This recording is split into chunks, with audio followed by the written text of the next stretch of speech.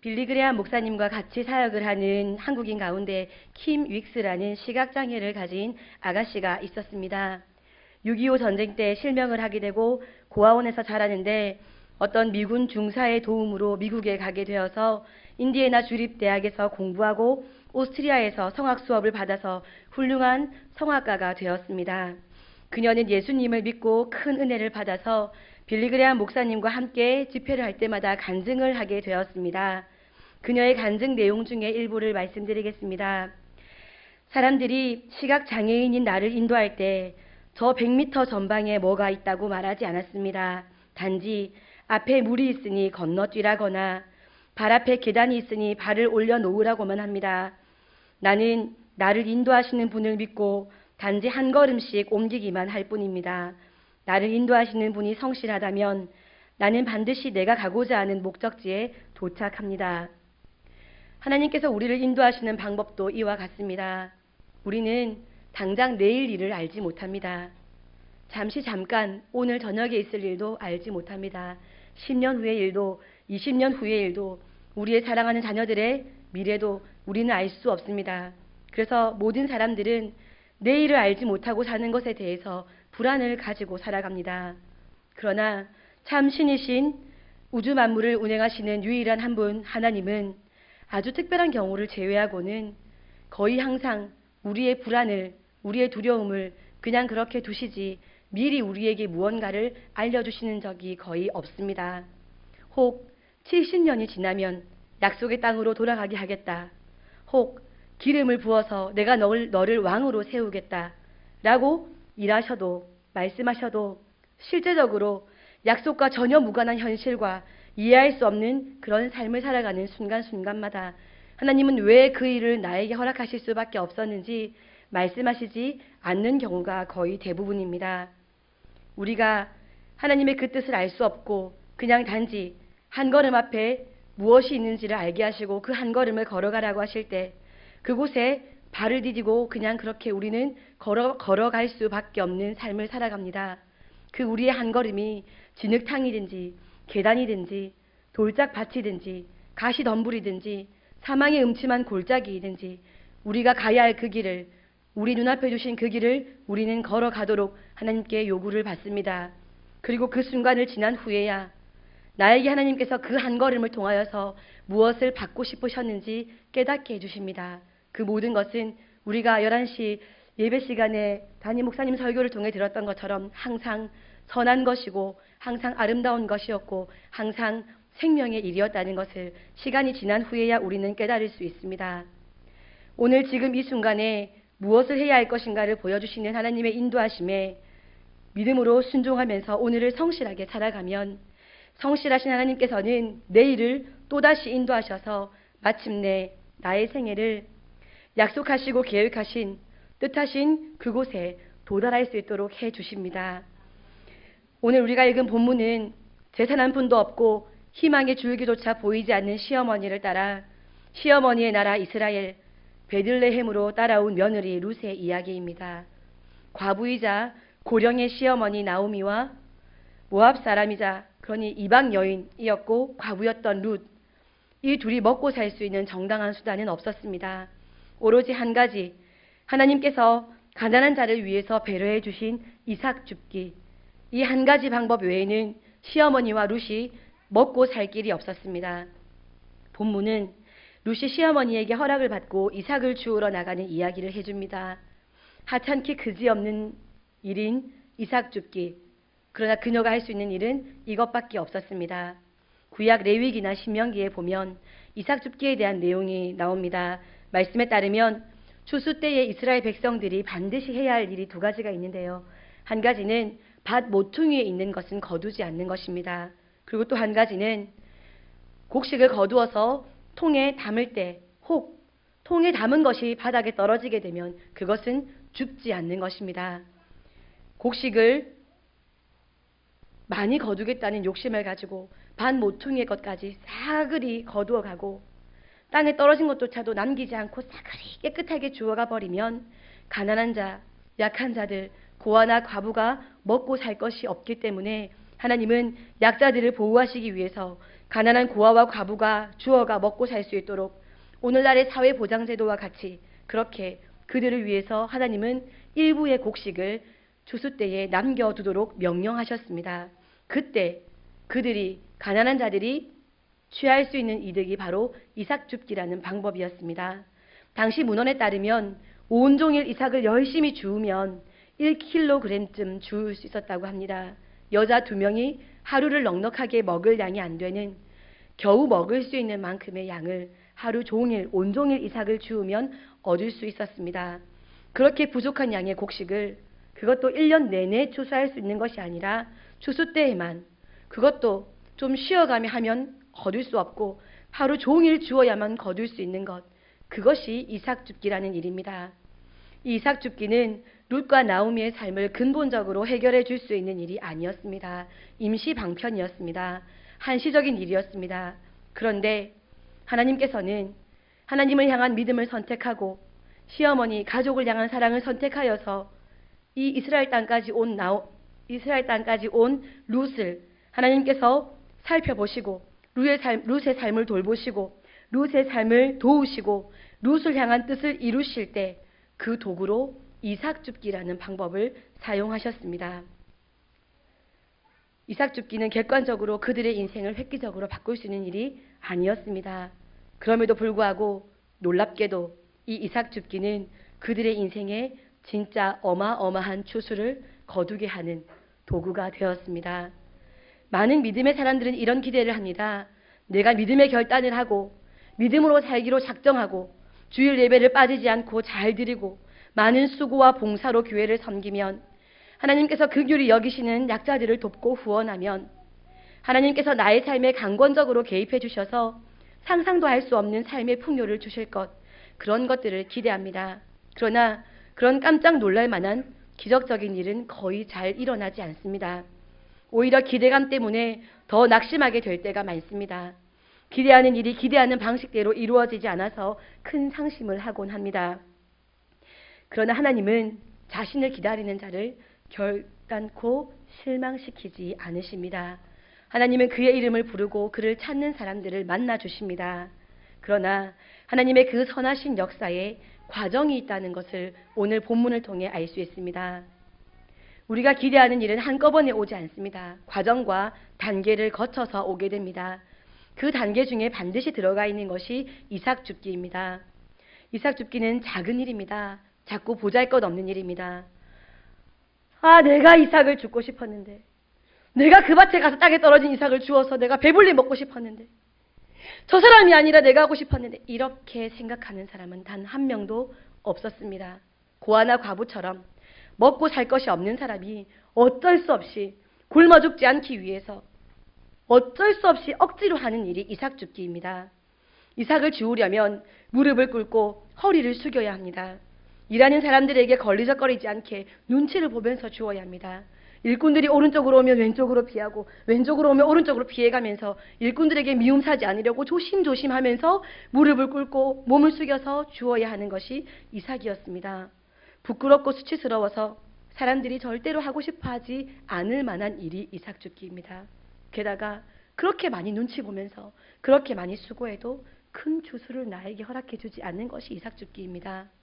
그리 수고스럽게 일하지만 자신들의 문제를 본질적으로 해소해 줄 만한 일이 아닌 그 일이 바로 이삭 줍기입니다. 대부분의 사람들은 너무 당연하게도 크고 광대한 일을 하기를 꿈꿉니다. 사회에서 존경받고 인정받고 큰 돈 버는 일을 하고 싶습니다. 이삭 줍기는 절대로 그런 일이 아닙니다. 그러나 젊은 여인 룻은 성실히 이삭을 주었습니다. 이 작은 일을 위해 룻이 밭으로 나갔을 때 룻은 보아스를 만났습니다. 룻이 보아스와 결혼한 후에 모든 밭에 추수한 것들은 다 룻의 것이 되었습니다. 그뿐만이 아닙니다. 이후에 그의 후손에서 다윗이 나아가 예수 그리스도께서 태어나십니다. 이런 이 땅에서의 만복을 넘어서 구속사적인 역사에서의 만복을 누리게 된 여인이 이삭 줍기나 했던 그 룻이었습니다. 하나님께서 이런 놀라운 일을 이루어 가실 때 사용하시는 방법이 바로 이삭 줍기입니다.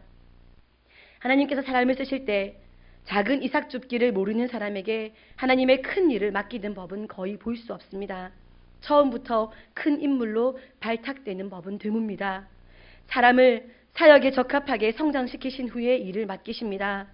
이삭을 줍는 것을 포함한 모든 과정에서 정금이 재련되듯이 사람이 훈련되고 단련되게 하십니다. 사람이 잘 준비되어서 옷을 입어야 하는데 준비되지 않은 사람에게 일을 맡기면 몸에 맞지 않은 옷을 입어서 본인과 타인에게 해를 끼치게 됩니다. 달란트 비유에서는 작은 일에 충성했으니 큰 일을 맡긴다 하셨습니다. 양과 염소의 비유에서도 지극히 작은 자 하나에게 한 것이 세상 누구보다 가장 큰 자인 나에게 한 것이다 말씀하십니다. 누가복음에서는 지극히 작은 것에 충성한 자는 큰 것에도 충성하고 지극히 작은 것에 불의한 자는 큰 것에도 불의하다고 평가를 받습니다.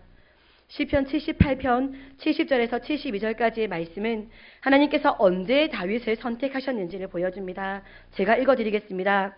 또 그의 종 다윗을 택하시되 양의 우리에서 취하시며 전양을 지키는 중에서 그들을 이끌어내사 그의 백성인 야곱 그의 소유인 이스라엘을 기르게 하셨더니 이에 그가 그들을 자기 마음의 완전함으로 기르고 그의 손의 능숙함으로 그들을 지도하였도다. 아멘. 왕이 될 만한 사람이었기 때문에 왕통에서 태어나서 왕의 교육을 체계적으로 받았던 사람이라서 다윗을 선택한 것이 아니라 모두들 가치 없게 여겼던 양무리를 치는 일, 작고 거절받는 그 힘든 일, 그 일을 맡아서 성실히 행하였던 다윗을 그 보잘것없는 자리에서 선택하셨습니다. 하나님의 마음은 그렇습니다. 작은 어느 것을 마음을 들여 행하는 그 사람을 부르십니다. 세상은 되성 부른 나무는 떡잎부터 알아본다고 합니다. 이 속담의 긍정적인 부분을 빼고 오늘날 현실에서는 이 속담이 부모의 영향력과 부모의 경제력이 자신의 능력이 된다고 자녀들이 당당하게 요구하게 되는 그 금수저들이 하는 말, 그런 속담이 되어버렸습니다. 수많은 젊은 세대가 자신의 능력으로 무언가를 생산해내고자 애를 쓰기보다는 부모님에게 의지하고 부모님에게 기대어서 자신의 그 젊은 시절을 보내곤 합니다. 혹 부모가 의존할 만한 능력을 가지지 못했으면 자신의 인생은 떡잎이 좋지 못해서 흙수저라서 나는 그냥 그렇게 살 수밖에 없는 인생이라고 자기 스스로 이미 마음에 포기를 하고 자신의 미래를 침울하게 그립니다. 그러나 성경은 그렇게 가르치지 않습니다. 룻이 나오미를 따라 나왔을 때 기대할 만한 보장이 하나도 없었습니다. 자신의 안정적인 삶을 포기하면서 따라 나왔던 시어머니 나오미에게 자신의 생계를 걱정하지 않아도 될 될성 부른 떡잎은 전혀 없었습니다. 룻은 시어머니의 신앙의 길을 동행하기로 선택했기 때문에 자신이 직접 나가서 이삭을 줍는 일 따위를 했어야만 합니다. 될성 부른 떡잎이 아닙니다. 이삭이나 주었던 그 이방 여인, 남편이 다 죽고 모압에서 온 그 이방 여인, 그 여인에게 누가 뭐라도 기대했겠습니까? 그 여인을 보면서 어느 누가 메시아이신 예수님과 그녀를 연관지어 생각이나 했겠습니까? 유력한 경제력과 영향력을 가지게 될 여인이 될 줄은 아무도 상상조차 하지 못했습니다. 세상은 불가능이라고 말하는 것을 하나님은 이루시고 성경은 그 사실을 증명합니다. 이런 방법을 통해 하나님 한 분만이 오롯이 영광을 받으시는 것이 하나님의 방법입니다. 저는 될성 부른 떡잎이 아니었습니다. 제가 어릴 때 교회 갔을 때는 저희 부모님이 교회를 다니시지 않았었고 저는 믿지 않는 가정에서 교회를 다니는 아이라서 그 당시 제가 어릴 때 신앙생활했던 교회에서 담임 목사님은 믿지 않는 가정에서 신앙생활을 하는 저를 바라보면서 너의 미래를 내가 기대한다 하시는 눈빛으로 단 한순간도 저를 바라봐 주시지 않았습니다. 저는 그런 눈빛을 받으며 신앙생활을 했습니다. 그러나 하나님은 될성 부른 떡잎, 처음부터 모든 조건을, 좋은 조건을 잘 가지고 있는 그 어떤 사람도 물론 사용하실 수 있겠지만 저를 부르셔서 이렇게 하나님의 귀한 말씀을 증거하는 종으로 삼아주셨습니다. 하나님의 방법은 우리가 지금 있는 그 자리에서 우리에게 맡기신 그것을 가치 없다 생각하지 않고 성실과 정직으로 감당하는 그 모습 하나하나를 지켜보고 계신다는 것을 믿으시기 바랍니다. 우리는 믿음을 지키기 위해서 하나님의 기쁨이 되고 싶어서 우리의 자아를 죽여야 하는 많은 일을 경험하게 됩니다. 아무 사람의 인정도 받지 못하고 어떤 결과에 대한 보장도 없습니다. 교회가 새벽기도 11조를 선포합니다. 분명히 우리의 그 3일 동안은 우리의 일과에 단 1%도 변화가 없을 것입니다. 우리가 새벽기도 11조를 하고 왔기 때문에 우리의 삶이, 우리가 해야 할 일들이, 우리의 직장이, 우리의 사업장이 조금 편하게 우리를 해주지 않을 것입니다. 우리가 오히려 새벽기도 11조를 갔다가 직장에 가서 조는 모습에, 피곤해하는 모습에 세상은 우리에게 손가락질할 수 있을 것입니다. 그러나 하나님은 우리 앞에 놓인 그것을 우리가 어떻게 성실하게 살아가는지를 보시고 계시고, 우리는 그 하나님의 기쁨이 되고자 손해를 봐야 하고 우리의 자아를 내려놓아야 합니다. 부흥회가 선포되었습니다. 신앙을 지식으로만 알고 있는 많은 사람들은 부흥회에 대해서 부정적인 평가를 할 수도 있습니다. 그러나 하나님께서 세우신 교회에서 신앙의 성숙과 성장을 위해서 성도들의 신앙 삶에 깨어지고 열려지고 그런 모든 복된 것들을 허락하시기 위해서 부흥회가 선포되었으면 우리는 세상이 우리를 향해서 무엇라 말하든지 내 앞에 놓인 그 길을 성실과 정직으로 걸어가야 합니다. 하나님이 내 눈앞에 주신 것입니다. 저희를 보고 걸어가라고 허락하신 것이 새벽기도 11조이고 부흥회이고 주일 예배이고 우리에게 맡기신 사명입니다. 하나님은 살아계십니다. 우리가 믿음으로 살기 위해서 많이 수고하고 많이 결단하고 우리의 자아를 많이 꺾는 것들을 다 낱낱이 기억하십니다. 단 한순간도 놓치지 않으십니다. 세상 사람들은 아무도 거들떠보지 않는 이삭 줍기에 담긴 하나님의 뜻을 보시기를 바랍니다. 지켜보는 사람이 없을지라도, 바라보지만 곱게 보지 않는 시선 속에서도, 어떤 대가와 결과를 기대할 수 없는 일이라 할지라도, 그래도 믿음 때문에 결과가 보이지 않는, 아무도 주목하지 않는 겨우 생계를 해소할 수 있는 그 이삭 줍기를 나가서 행할 때 그녀의 인생을 바꾸어 놓는 보아스를 만나게 하십니다. 만약 룻이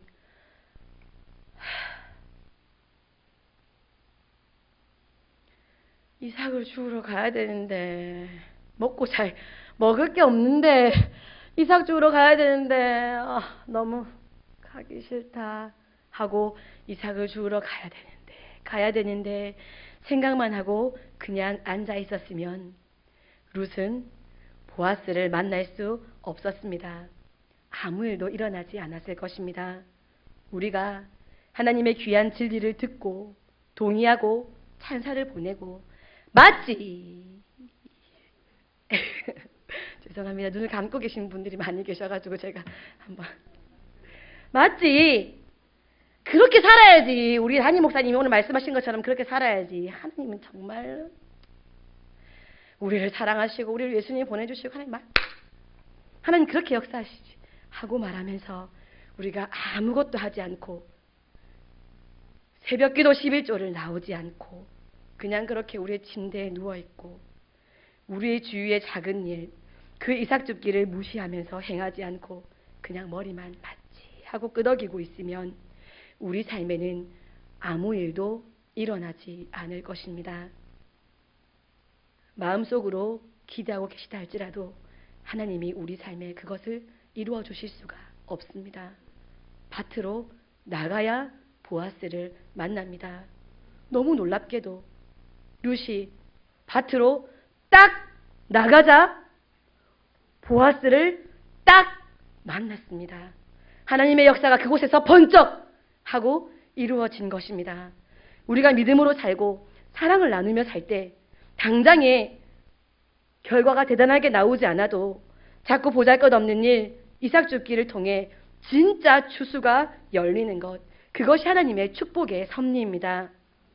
이 감각적인 시대에 수십 년이 지나도록 자기에게 유익을 줄 것 같은 사람이라면 그에게 줄을 서서 혜택이 떨어지기를 기다리는 이런 시대에 누가 알아주든지 말든지, 누가 보든지 말든지, 미래가 보장되든지 안 되든지 하나님 앞에서 하나님이 지금 나에게 원한다고 믿고 있는 그 일을 충성스럽고 진실하게 감당하는 이삭 줍기를 감당하는 이의 아름다움이 우리의 눈에 보여야 합니다.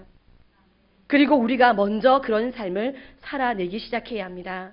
그래야 나 하나가 먼저 변화되고 내가 먼저 시작하고 먼저 움직여야 우리가 꿈꾸고 기대하고 있는 이 시대가 변하게 될 것이고 우리나라가 변하게 될 것이고 우리의 가정이 변하게 될 것이고 우리의 자녀들이 변하게 될 것입니다. 얼마나 많은 사람들이 당장의 이해타산에 눈에 보이는 이해타산에 나에게 도움을 줄 것 같은 일에 목숨을 걸며 사는지 모릅니다. 우리는 다른 삶을 보여주며 살아야 합니다. 왜냐하면 우리는 예수 그리스도의 피값으로 구원받은 그리스도인이기 때문입니다. 말씀을 마무리하겠습니다. 본문 5절에서 7절까지 말씀을 다시 한번 다 함께 읽겠습니다. 5절에서 7절까지 말씀입니다. 시작.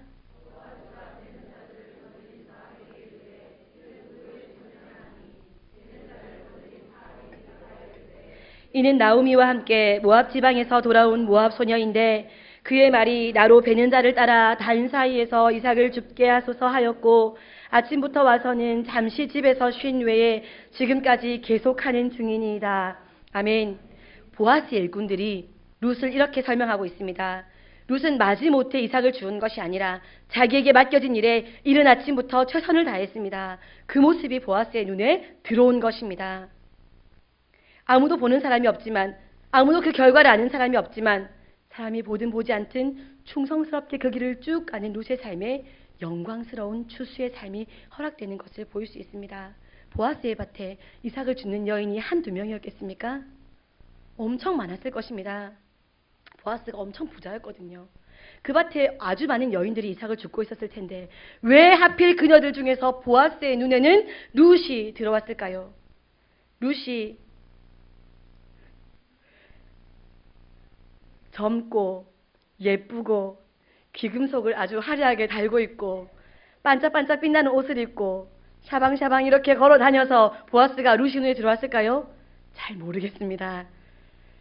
그러나 분명한 것은 룻의 얼굴이, 룻이 하고 있는 몸짓이 억지로 죽지 못해서, 마지 못해서 이삭을 줍는 것이 아니라 충성스럽게, 성실하게, 정직하게 최선을 다해서 누가 봐도 비참한 일이지만 내게 허락된 것이 그것이기 때문에 허락된 그것에 집중하여 행하였기 때문에 아마 룻에게서는 빛이 났을 것 같습니다. 너무 아름다워 보였을 것 같습니다. 나의 남은 생애를 함께해도 될 만한 사람 같다 하는 마음이 들었을 것 같습니다. 당장에 드러나고 박수받고 칭찬 듣고 고수입을 가져오고 권력이 주어진다 하는 일은 그 길을 가는 통로가 악하다 할지라도 누구라도 가고 싶어 합니다. 세상은 그런 길 고민 안 하고 선택하고 찾아갈 것입니다. 하지만 하나님의 방법, 선하고 의로운 방법으로 하나님 앞에서 내가 할 수 있는, 내게 허락되어 있는 일, 믿음을 지키기 위해서 하는 일, 허락하신 가정을 사랑하고 가족을 위해 하는 일, 교회를 사랑해서 하는 일, 약한 자를 긍휼히 여겨서 하는 일, 우리만 할 수 있습니다. 왜냐하면 우리는 하나님이 우리를 보시면 된다 하는 믿음을 가지고 살기 때문입니다. 그 마음을 가지고 작은 자리, 이삭을 줍는 일, 성실히 행하는 우리가 되기를 소원합니다. 그런 사람에게는 하나님의 때에 영광스러운 추수가 주어질 것임을 믿으시기 바랍니다. 기도하겠습니다.